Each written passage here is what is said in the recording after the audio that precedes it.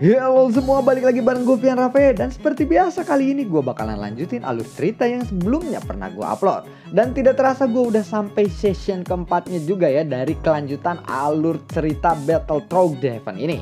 Tanpa banyak basa-basi lagi, yuk kita langsung check this out aja alur ceritanya.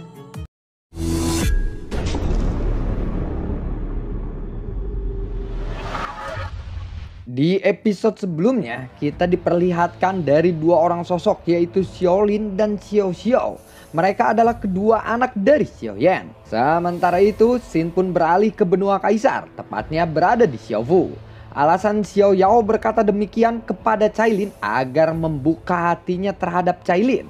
Xiao Yao lalu berkata, "Nona Cailin, aku yakin bahwa kamu bisa mengerti dan memahami bahwa sekutu adalah hal yang paling penting buat kita.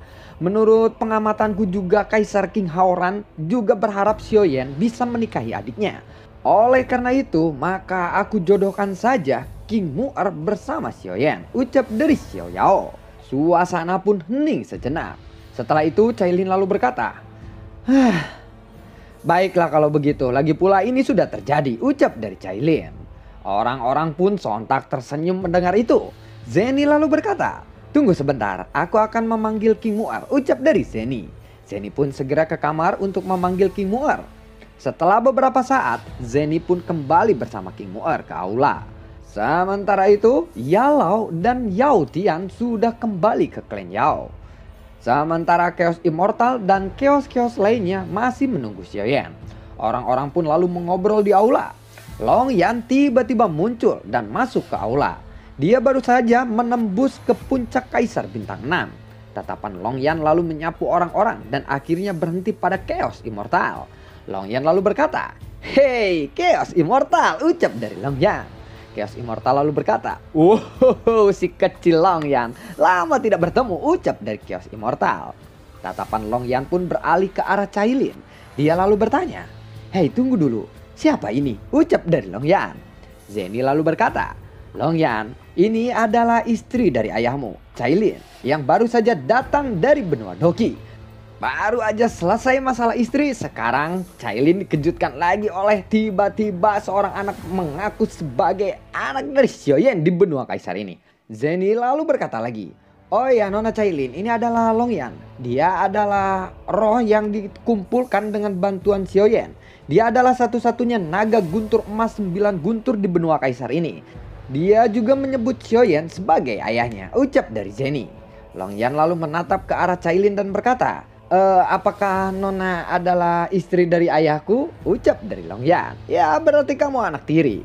Cailin lalu mengangguk mendengar itu. Long Yan kembali berkata, "Lalu aku harus memanggilmu apa? Apakah aku harus memanggilmu ibu atau bibi?" tanya dari Long Yan. Cailin lalu melepaskan potongan giok hijau di dadanya dan memberikannya kepada Long Yan. Cailin lalu berkata, "Panggil saja aku ibu. Ini untukmu. Aku harap kamu akan menyukainya, anakku," ucap dari Cailin.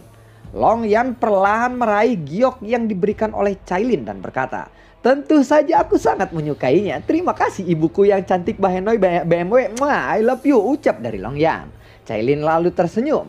Li Shaolong lalu berkata, "Long Yan, tingkat berapa kamu sekarang?" tanya dari Li Shaolong. Long Yan tersenyum dan berkata, "Tebak, ayo tebak," ucap dari Long Yan. Sepertinya bintang 6 menengah," tanya dari Li Shaolong. "Hei, kamu salah," ucap dari Long Yan. Chaos Immortal lalu berkata, "Puncak Kaisar bintang 6. Itu tidak mungkin salah," ucap dari Chaos Immortal.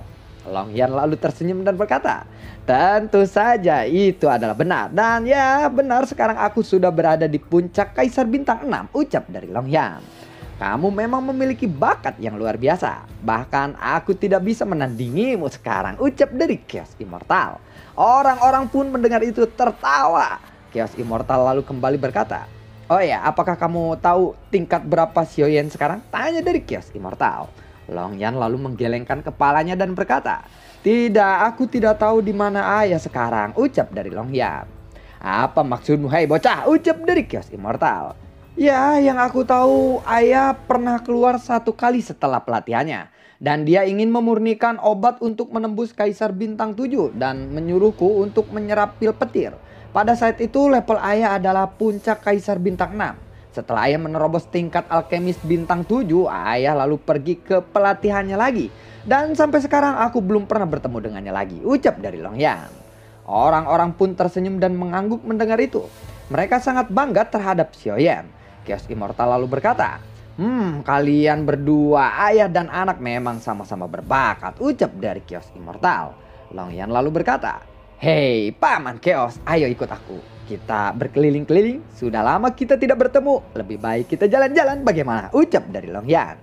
Long Yan pun berkeliling-keliling Xiaofu bersama Chaos Immortal kali ini.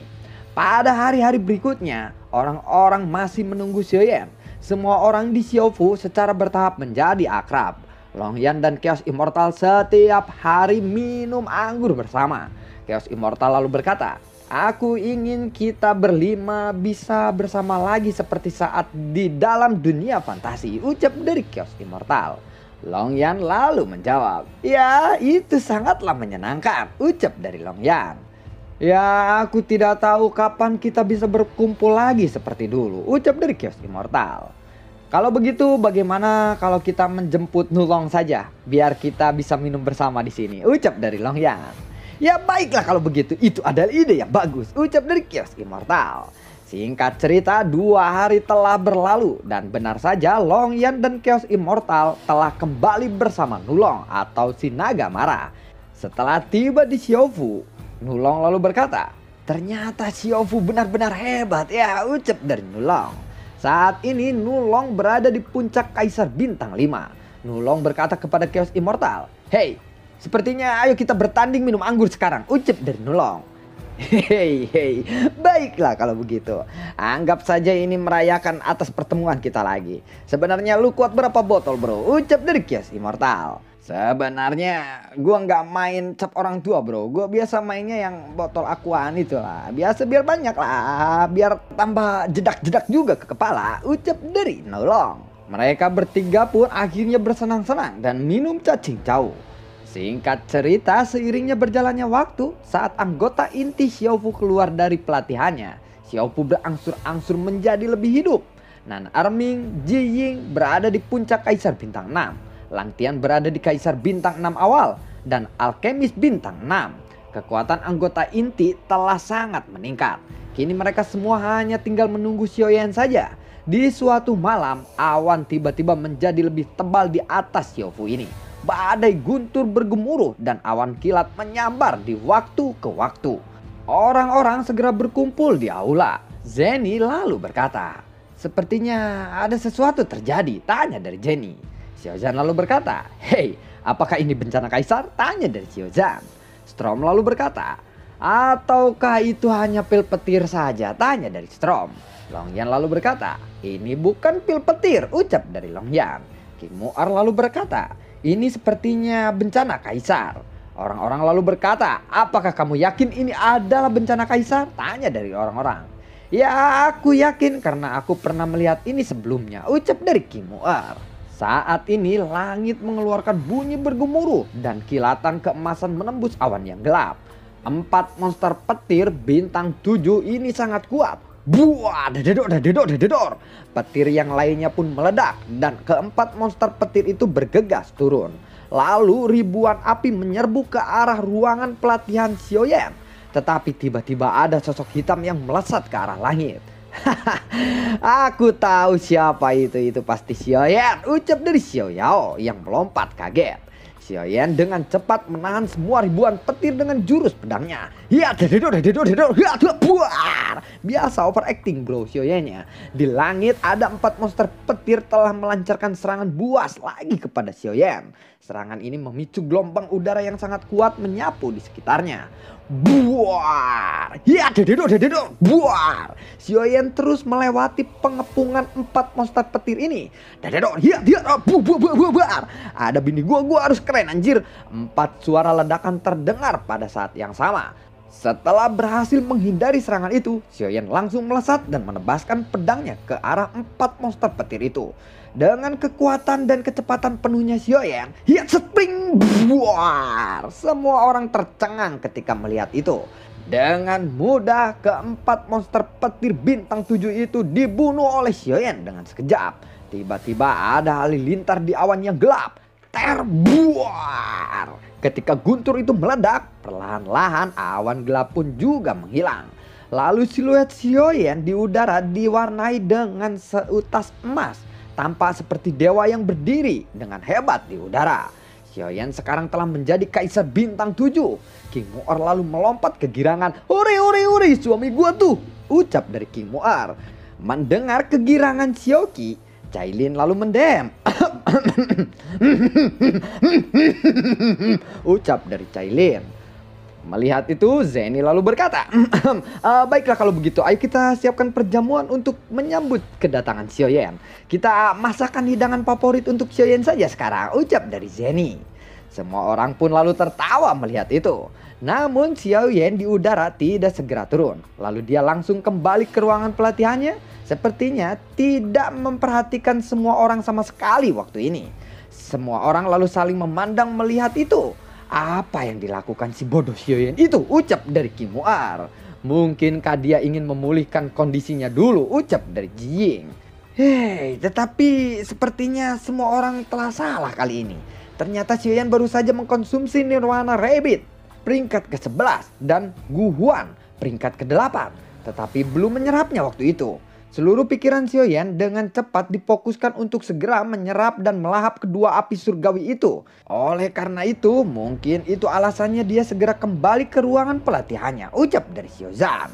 Buar! Setelah berhasil melahap kedua api surgawi, Xiaoyan saat ini sudah berada di Kaisar Bintang 7 tingkat menengah. Xiaoyan dengan cepat merasakan perubahan di dalam tubuhnya. Lalu dia pun bangkit dan berjalan keluar dari ruangan pelatihannya. Saat keluar, Xiaoyan langsung melihat sosok yang anggun dari kejauhan. Yow, itu kan dia ada di sini, ucap dari Xiaoyan yang sangat terkejut. Xiaoyan pun langsung berlari mendekati Cailin. Oh, baby Semoku, ucap dari Xiaoyan. Tubuh Cailin tiba-tiba membeku saat melihat Xiaoyan. Lalu Cailin menutup matanya dan menyandarkan kepalanya di bahu Xiaoyan. Xiaozan yang melihat itu dia lalu berkata, "Hei Xiaoyan, cepatlah cium istrimu itu," ucap dari Xiaozan. Cailin tiba-tiba melepaskan diri dari pelukan Xiaoyan, wajahnya memerah menahan malu. "Hanya dalam beberapa tahun kamu telah mencapai tingkat kekuatan seperti ini.